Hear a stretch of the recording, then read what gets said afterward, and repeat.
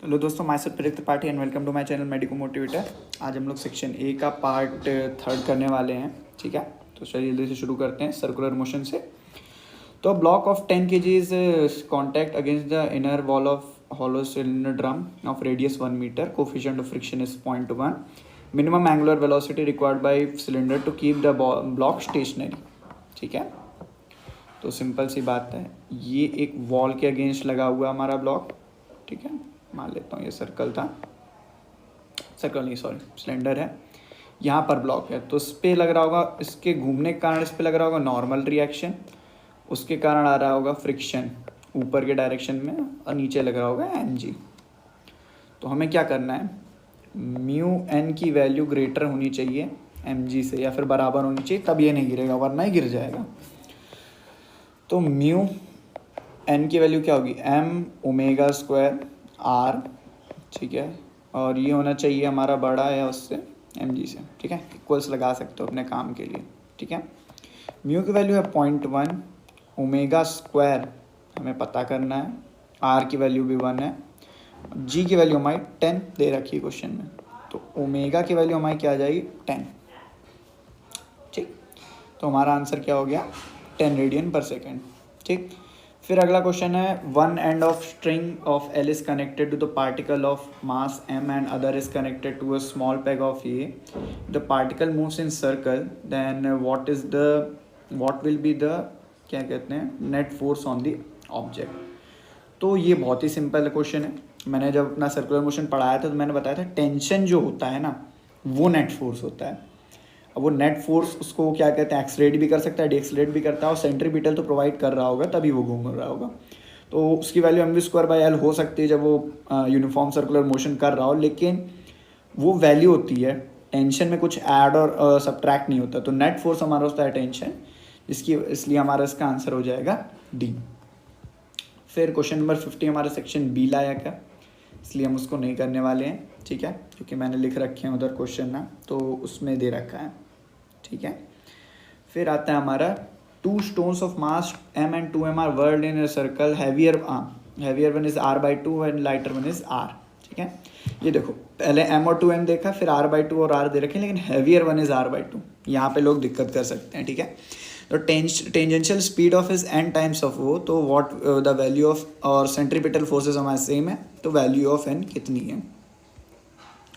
तो इसको हम लोग लिख सकते हैं सीधे सीधे। ठीक है, पहले के लिए लिख देते हैं एम वी स्क्वायर एम, हाँ एम और n टाइम्स ऑफ v दिया रखा था, N V square by r, इधर हो जाएगा 2m वी स्क्वायर, और इधर हो जाएगा r/2। ठीक है, तो ये ऊपर चला जाएगा, r से r कैंसिल, m से m कैंसिल, वी स्क्वायर से वी स्क्वायर चला जाएगा, तो n स्क्वायर की वैल्यू आ जाएगी 4। इसका मतलब क्या हो जाएगा, n की वैल्यू हो जाएगी 2। ठीक है, तो आंसर हमारा हो जाएगा यहाँ पे C, and let me check the answer, हाँ सही है।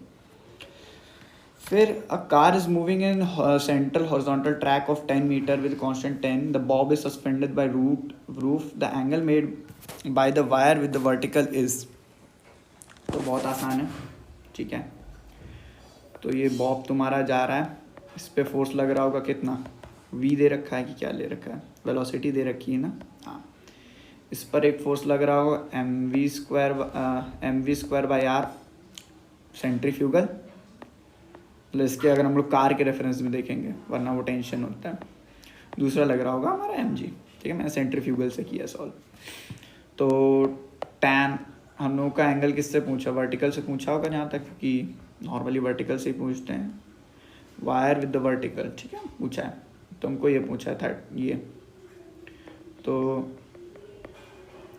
क्या कहते हैं, tan30, ये एंगल दे रखा है, तो tan30 क्या होगा, दिस अपॉन दिस, इसका मतलब क्या कहते हैं, tan30 नहीं sorry tan theta equals to M V square by R upon में एम जी। ठीक है, एम से एम गया, तो V square by R G. ठीक है, ये तो हम लोग का फॉर्मूला भी डिराइव्ड रहता है, लेकिन मैं हमेशा बोलता हूँ कि अगर फॉर्मूला नहीं याद हो, सीधे सीधे क्वेश्चन करना चाहिए।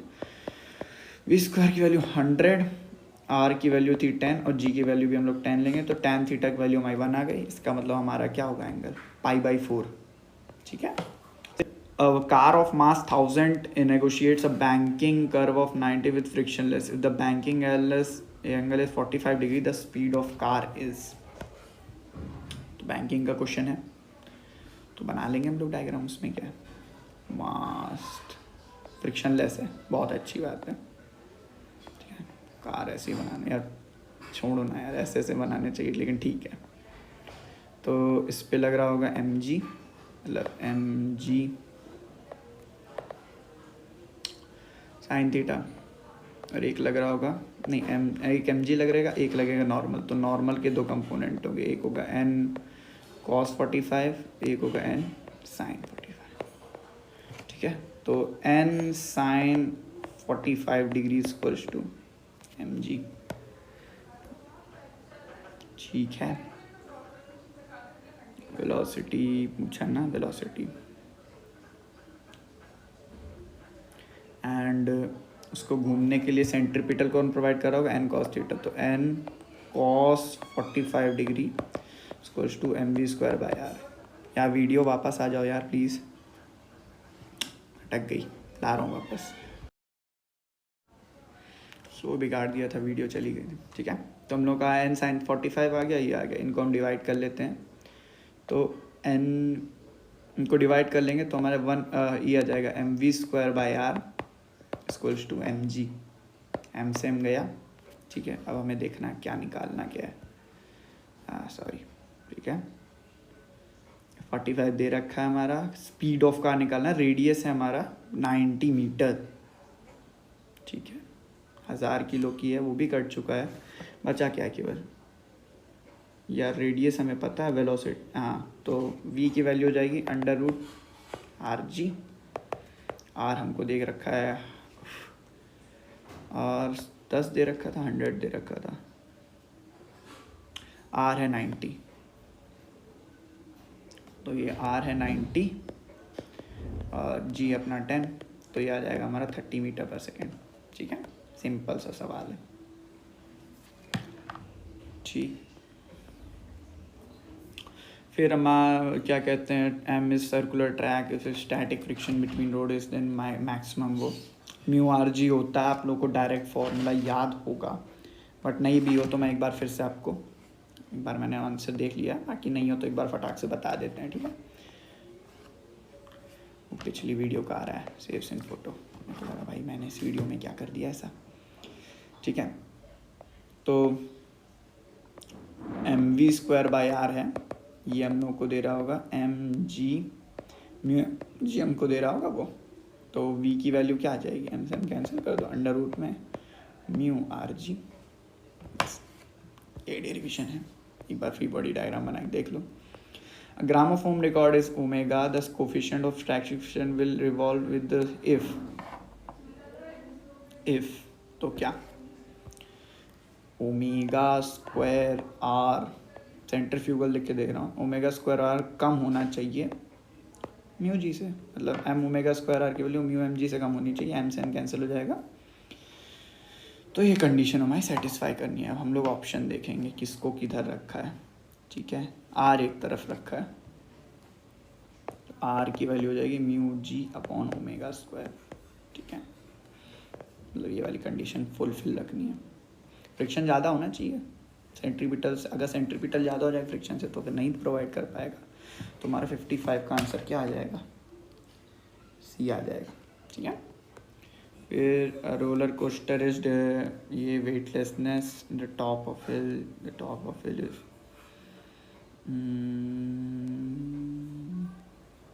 Is between. अरे वाह, कैलकुलेशन बचवा रहे. रेडियस ऑफ कर्वेचर, ये है हिल, यहाँ पे सर्कुलर आर्क बन जाती है. ठीक है, ठीक है, तो यहाँ पे उन्हें वेटलेसनेस चाहिए. वेटलेसनेस चाहिए मतलब सेंट्रीफ्यूगल, मैं उस पर बैठ लेता हूँ ट्रॉली पे, सेंट्रीफ्यूगल लिख देता हूँ. तो वेलोसिटी दिखानी है ना, वेलोसिटी निकालनी थी. हाँ, तो M V square by R equals to M G. M गया, वी की वैल्यू हो जाएगी under root G R. G की वैल्यू क्या है हमारी, जी की वैल्यू अभी देखेंगे कैसे लिखनी है. आर की वैल्यू 20, जी की वैल्यू है 9.8 लेंगे, पता है क्यों, क्यों लेंगे? हाँ 196 तो रूट होता है ना किसी का, 196 मतलब हो जाएगा ये 4 × 49 यानी कि हो जाएगा 14। ये तो डायरेक्ट ही आंसर आ गया। पर जी की वैल्यू चलो 10 लेके सॉल्व करना पड़ेगा इसको जानने के लिए। तो कार की टॉप में स्पीड क्या होगी? अगर हम लोग जी वैल्यू 10 लेते हैं ना तो 14 से थोड़ा ज़्यादा आंसर आ रहा होगा, तो हमारा आंसर हो जाएगा 56 का सी। ठीक है, कितने दुष्ट लोग हैं यार, 9.8 से तो सीधे आंसर आ रहा था। ठीक है, फिर मैं देख लेता हूँ ज़रा हमारा क्या कहते हैं 57 हमारा, मुझे लग रहा था कि क्वेश्चन सेक्शन बी का है तो उसको अवॉइड कर रहे हैं हम लोग। फिर है क्या कहते हैं 500 किलोग्राम की गाड़ी है, 50 के में घूम रही है 36 से, सेंट्रीपिटल फोर्स क्या होगा? यार ये तो बहुत ही ईजी हो जाता है। ठीक है, तो वही लिख लेते हैं mv²/r। दूसरा वाला उठा लेता हूँ, mv²/r कैलकुलेट करना है यार। जय आईपैड ग्लिचेस, mv²/r हमें निकालना है। हम लोग उसको सॉल्व करते हैं बिना ज़्यादा चीज़ों पे ध्यान लगाएं। m 500 और v 10। ठीक है, ये तो पता होगा, पहले v लिख लेते हैं एक बार यार, पता है कई बार गड़बड़ हो जाता है। 10 आ रहा है तो mv²/r क्या 500, v की वैल्यू 100, r का वैल्यू क्या है? r का वैल्यू है हमारा 50। ठीक है, अब यार रुका हुआ है ना, उसको भी देखते हैं। अरे वाह चल गया, कभी कभी चल जाता है। 1000 न्यूटन। ठीक है, आंसर आ गया। फिर a ball of mass 0.25 is arranged attached to the end of string of 1.96. The string will break if the tension is more than 25. What is the maximum speed? ठीक है, and what can be maximum speed moved? ठीक है यार, कुछ नहीं है, mv²/r देख लेते हैं। क्या करेंगे हम लोग, mv²/r की वैल्यू 25 होनी चाहिए। तो m क्या है हमारा, m 1/4 और ये 196। m हमारा 1/4, दिस इज हमारा 1.96 इंटू v = 25। v² हो जाएगा 196, v की वैल्यू हमारी हो जाएगी 14 से ज़्यादा से मत भुगाना, हो जाएगा वरना काम। Milk stand then it is centrifugal, 9th की एनसीईआरटी में लिखा था, अगर नहीं है तो 9th जाके पढ़ लो फिर से। ठीक है, फिर सॉल्विंग प्रॉब्लम्स इन मैकेनिक्स। ठीक है, एक बार मैं देख लेता हूँ फिर से सेक्शन बी वाले क्वेश्चन से एक बार। 62, 64, 68 ये नहीं सॉल्व करने। ठीक है, अ बॉडी ऑफ 4 और ये है, the string passes over the acceleration of system due to gravity. अरे यार कोई भी बता देता है तो यार कैसे करना रहता है इनको करने के तरीके क्या होते हैं? m2 - m1 into g/m1 + m2। ठीक है, इतना इसका वीडियो बनाना पड़ जाए तो बहुत ही दुख होगा मुझे। ऊपर आया 2, नीचे आया 10, इंटू आया g 5, g/5। मतलब रिवीजन किए होगे ना तो देख लिए होगे इतना। देख रहे हो, नीट 2020 में क्वेश्चन ही अलग लेवल आते थे। वाह वाह वाह वाह। 62 देखो, सेक्शन बी क्वेश्चन हो गया, मेरे टाइम क्वेश्चन टफ आते थे, देखा। अब ए मास है 3m और ऊपर लगी है हमारी स्प्रिंग, नीचे लगी स्ट्रिंग। अगर क्या कटेगा, स्ट्रिंग इज कट, देख लेते हैं भैया क्या होगा। तो स्प्रिंग लगी है, अरे यार तुम वीडियो क्यों बंद हो जाते हो?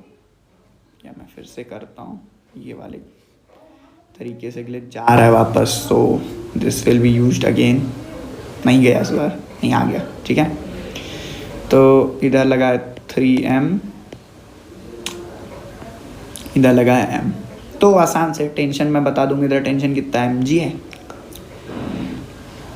ठीक है, और इधर स्प्रिंग फोर्स हमारा कितना हो रहा होगा, 4mg। काट दिया तो क्या यार, ये तो फ्री फॉल करेगा तो ये g से गिरेगा। और इधर क्या हो जाएगा, इधर क्या कहते हैं फ्री बॉडी बना लेता हूँ, 3m है, इस 3m पे 4mg था और 1mg लगा हुआ था, इसका वेट भी था 3mg, तो बैलेंस था।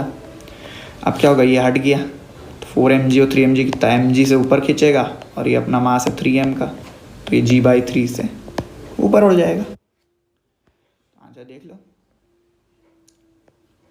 क्या होगा हमारा कट, ए का क्या होगा g/3 और बी का होगा ये 63 का हमारा आंसर है ई। देखा इतना सिंपल होता है, सब कुछ सिंपल है। 64 हमारा सेक्शन बी का था।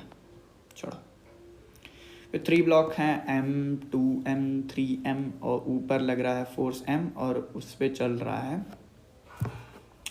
कांस्टेंट वेलोसिटी v से चल रहा है, तो net force on mass m। तो देखो अगर कोई कांस्टेंट से चल रहा होता है तो उस पर नेट फोर्स उस पर क्या होगा, 0 होगा। उसका आंसर क्या आएगा, 0। 65 का हमारा आंसर है सी। फिर 66, अब 60 kg का आदमी है और 940 की वो है, लिफ्ट 1 से चलने लगी ऊपर, तो tension in the supporting cable. तो आसान है, क्या रहता है, टोटल मास इंटू g+a, यही तो अपन करते हैं। ठीक है, तो हमारा मास कितना है 60 और 940 और टोटल एक्सलेरेशन हमारा क्या है 11। ठीक है, तो 1000 इंटू 11 यानी कितना होता है 11,000। हमारा आंसर क्या आ जाएगा 66 का, हमारा आंसर है C. Mass of lift is 2000 when the tension of supporting is 28,000। तो कितना दम है, तो एक ही हम लोग लिख लेंगे भाई 2000 इंटू g+a इक्वल्स टू 28। ठीक है, इसमें अगर पॉजिटिव निगेटिव बताएगा ना सब पता लग जाएगा। 3 से हमने काट दिए, g और ये मल्टीप्लाई करेंगे तो 20 हो जाएगा, a हो जाएगा हमारा 28 माइनस 20, a की वैल्यू हमारी आ गई 8। क्या गई हमारी a की वैल्यू 8, तो 8 के एक्सेलरेशन से ये ऊपर जाएगा। 8 तो नहीं है एक्सेलरेशन, क्या करें, that's a mass of lift.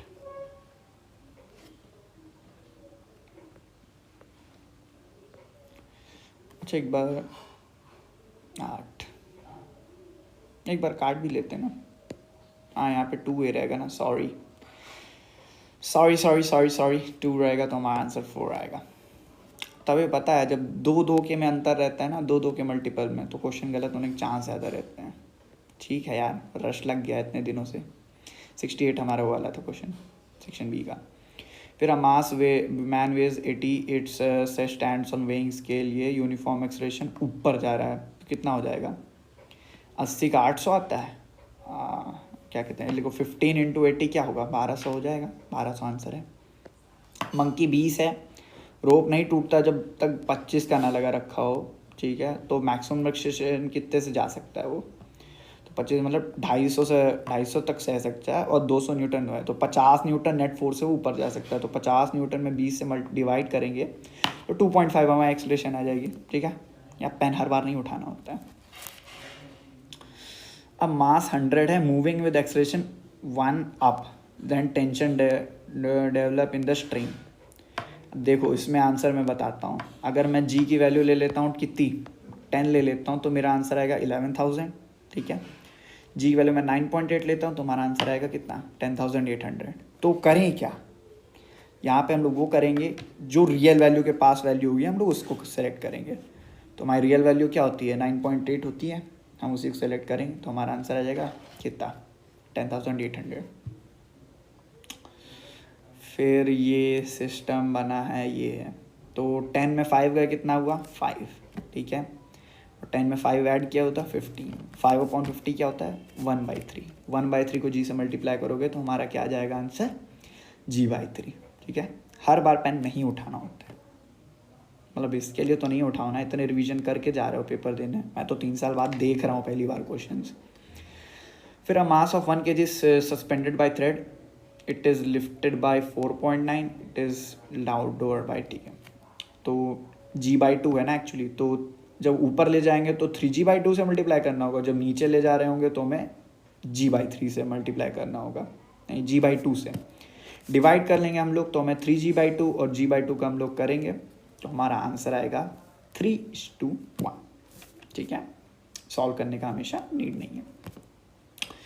74 is placed in the wedge when the mass m is the wedge remains at a is, तो देखो a की वैल्यू g tan थीटा होती है, वो सेक्शन बी वाले क्वेश्चन कराऊंगा ना, उसमें देख लेना, ठीक है।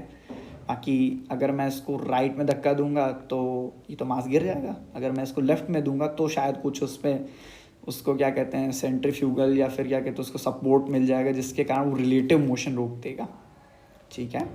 सॉल्यूशन क्या होगा इसका सेक्शन बी में देख लेना, ठीक है, बहुत सारे क्वेश्चन है ऐसे।